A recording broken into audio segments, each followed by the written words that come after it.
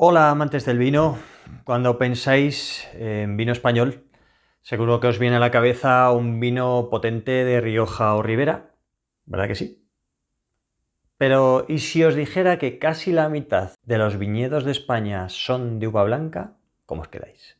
España es una superpotencia mundial del vino con una superficie de viñedo gigantesca. Y hoy vamos a hacer un viaje al corazón de los vinos blancos, descubriendo 6 variedades que son las más plantadas en cuanto a uva blanca nos referimos. Esto no es una sola lista, pero sí que es cierto que estamos hablando de uvas más plantadas, no las de mayor calidad, o las que mejor nos sepan, uvas más plantadas. Vamos allá. La número 1, la uva Airén. Es la reina indiscutible de La Mancha, con casi 200.000 hectáreas. La Airén es la uva más plantada también de España, además por goleada. Es un auténtico mar de viñedos en Castilla-La Mancha. El superpoder especial o específico de la uva Airén es la supervivencia. Es una campeona de supervivencia, de resistencia, capaz de aguantar calor extremo, sequía, como ninguna otra uva lo hace. Históricamente, por su perfil neutro, se usaba pues para hacer sobre todo brandis y vino a granel, básicamente. Pero que no se engañen, porque también las técnicas avanzan y se hacen vinos de Airén súper frescos, ligeros, con notas a fruta, incluso verde, manzana verde, cítricos. La verdad es que son una sorpresa muy agradable y tienen normalmente un precio bastante contenido, un precio increíble. La Airén no deja de ser el motor silencioso del vino español. La número 2, la Macabeo, o también llamada Viura en La Rioja. Macabeo, sabéis que se utiliza, es una de las 3 partes de la vinificación en el cava, Macabeo, Xarel·lo y Parellada. Pues Macabeo y Viura también toma el nombre en La Rioja. Es una uva camaleónica. Si nos centramos en Macabeo, aporta frescura y notas florales, sobre todo a las burbujas del cava. En la parte de Rioja, como Viura, puede ser un vino joven y crujiente o transformarse en un vinazo complejo, con cuerpo, si se cría en barrica, desarrollando, por ejemplo, aromas a miel y frutos secos.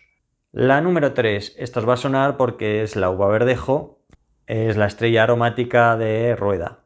Si hay una uva de moda en el vino español, esa es la verdejo. Su éxito ha sido brutal y su casa es la denominación de origen Rueda. Es una pura expresión aromática, es inconfundible. Pensad en frutas tropicales, pomelo, pero sobre todo ese toque mágico de hinojo y laurel. En boca es fresca, con cuerpo, un final ligeramente amargo, que puede ser su sello de identidad. Si os gustan los vinos blancos con personalidad, la uva verdejo puede ser de vuestro gusto.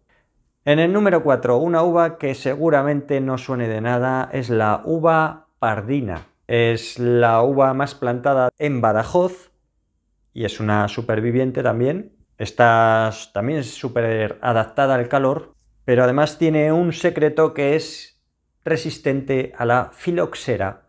Sabéis que la filoxera es una plaga que azotó toda Europa, cargándose muchas plantaciones de viñedos.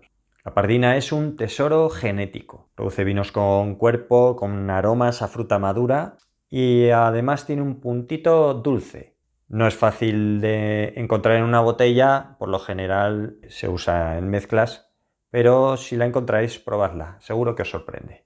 La número 5, uva moscatel, es el perfume del Mediterráneo. La moscatel no es solo una uva, sino que es una familia entera con orígenes milenarios. Su firma es inconfundible y es una de las pocas uvas que su vino huele a uva fresca. Además a eso súmale notas florales espectaculares como azahar y jazmín.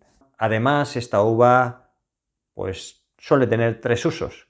Se come como uva de mesa, se hacen las famosas pasas o as pasas de Málaga y por supuesto se elaboran vinos increíbles. Pueden ser vinos secos y aromáticos o vinos legendariamente dulces. Si queréis un vino que sea un auténtico perfume en la copa, buscad un moscatel.